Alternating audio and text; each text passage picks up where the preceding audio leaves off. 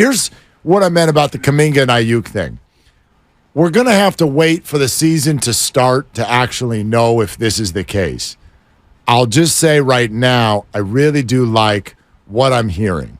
And this is what I'm talking about. And I think this goes well beyond Kuminga and Aiyuk. I think everybody listening to us right now can relate to this in some way, shape, or form, whether it's something you went through, whether it's something that someone who works for you went through, or whether it was one of your kids or whatever. When you're in a spot of being someone's boss or directing other people, there are times where you are not getting the production that you want or the attitude that you want or what have you. And so you'll throw out an idea, sometimes even an ultimatum. And I bet once or twice you do it and it doesn't work. You don't get the response that you want. You get a negative response from your employees, from your kids, or whatever. Hey, turn the video games off. No, Dad. No. Okay. Right? Put the phone down. No. So this process goes on and on till you get to the point where you're like, all right, that's about enough of that. So it's either give me the phone or it's pull the plug out of the wall or whatever when it starts to get a little bit hot. Smash the TV. Thank you. Throw the phone across the effing house. What I'm interested in is when that stuff happens to people, how do they react? Mm-hmm. So Brandon Aiyuk went into the doghouse, and we still don't even really fully understand what was going on there, and we don't even know exactly when he popped out of it. We just know that he did, and we now know that Aiyuk feels like he is approximately 12 to 14 games away from making over $25 million a year to be paid like one of the top 10 or 15 receivers in the National Football League. That's how you react to getting put in the doghouse. Jonathan Kuminga, by all reports, and Monty Poole's got a cool article about this on NBC Sports Bay Area right now.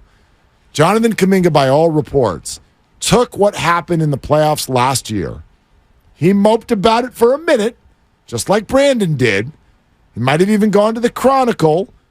Yes, his agents may have made a phone call to say, hey, if you don't have a role for this guy next year, let's trade the guy. Whatever conversations took place, at a certain point, Jonathan clicked, and he did exactly what you want someone who's being challenged to do. He said, okay, fine. I'm going to prove to you that I can do exactly what you want me to do. And maybe there is an angry streak in there. Maybe every time he bounces the ball, he's pretending Steve Kerr's face is on the ground underneath the ball. Maybe, but it doesn't matter. The point is, I want to wait to see what Jonathan actually looks like, but the reports are he went head down and worked as hard as a player can work in the offseason to try to become what the Warriors want him to become. And I do think that we could be talking about a Brandon Aiyuk situation by the end of the year, which is that Kuminga starts to realize the player that he can become in the NBA. Well, we will have to see, and it's great that he's put in the work so far in the offseason, and the reports are that he's done exactly that. He turned 21 years of age 5 days ago. So we do have to put some context into just how young he is. I have a 22-year-old and a 20-year-old, and I understand that my 22-year-old's a college graduate and he's a man and he's got a full-time job and all the rest of it. But I also know at 22, there are certain things that he is still discovering about being an adult. He's a young adult and all the rest of it. And he does not have the same pressure that Jonathan Kuminga does, playing for a four-time champion and being in a spot where he knows the pressure is on him. The pressure's on him to take that next step. And the team has an option for next year at $7.6 million, and I'm sure they will pick it up if they haven't already picked it up. And then after that, although the last option they picked up was in the end of October, so I'm sure by the end of this month they will make that decision on his option for next year, $7.6 million. And if he does what Jordan Poole did, which is the third-year jump, then Jonathan Kuminga is going to be looking at one of those $20 to $25 million a year contracts over the course of 5 or 6 years, and he's going to be absolutely set for life if he already isn't. So this is the year. You look at Jordan Poole, rookie year was dreadful for a number of reasons. Year 2 was all right. You went to the G League and you showed signs of life. And then year 3 was, my God, we've got something here. Yep. And so that's where Kuminga is in terms of what he's trying to do. I would argue it is likely that if the Golden State Warriors win a championship this year, it's because Jonathan Kuminga popped. To me, that's actually got to be the story. If this is going to work by the end of the year, I know all the eyes are on how does Chris Paul fit? Does Klay Thompson sort of get back to being what he was at the beginning of the year? Our focus is always on those big names and then even newcomers. Dario Saric, Steve Kerr talked about him today. Oh, he fits perfectly. He's going to look like Otto Porter.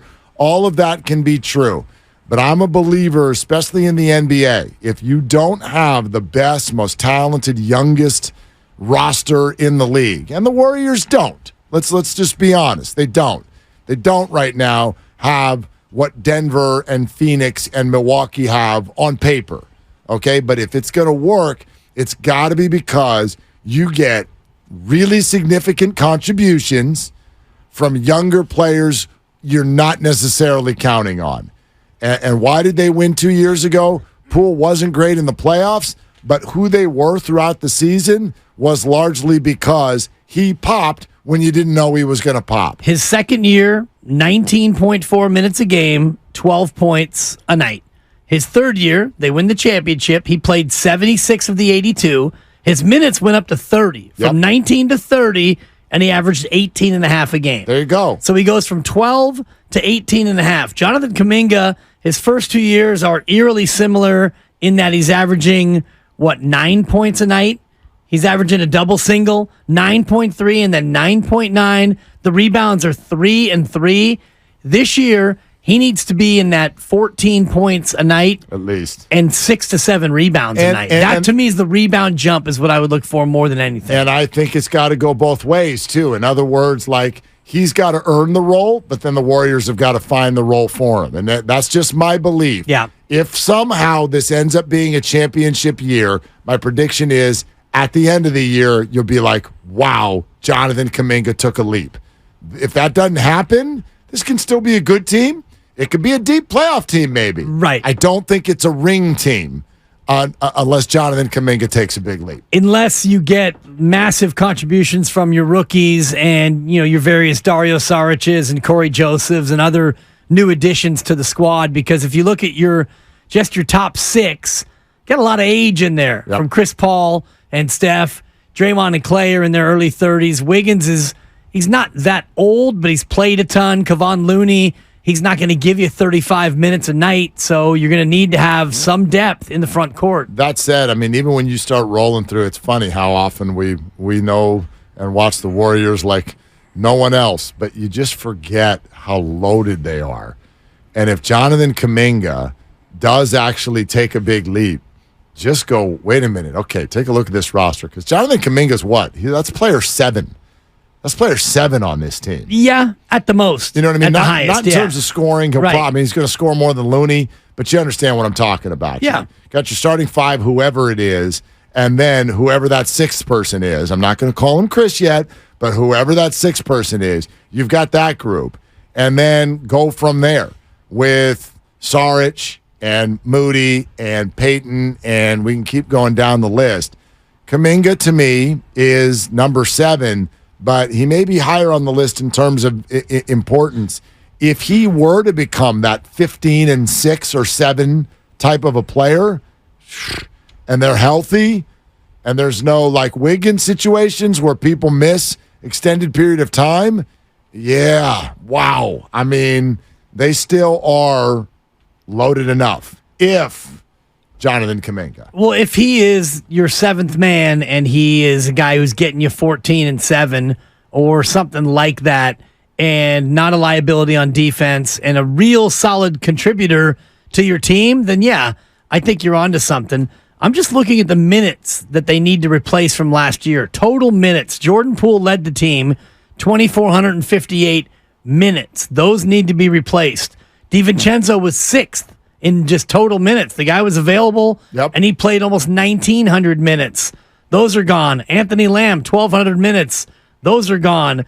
You get down the list, and you realize that these new additions, Chris Paul in particular, he's going to have to be available, and he's going to have to play. Starter, 6-man, whatever he wants to be or whatever they want him to be, he's got to be able to play some of these minutes because DiVincenzo and Poole were two guys you could rely on. Yep. And you know, like DiVincenzo was a load management guy, meaning he played on those nights. He started. Yep. And then he started when Wiggins was gone. So a lot of minutes.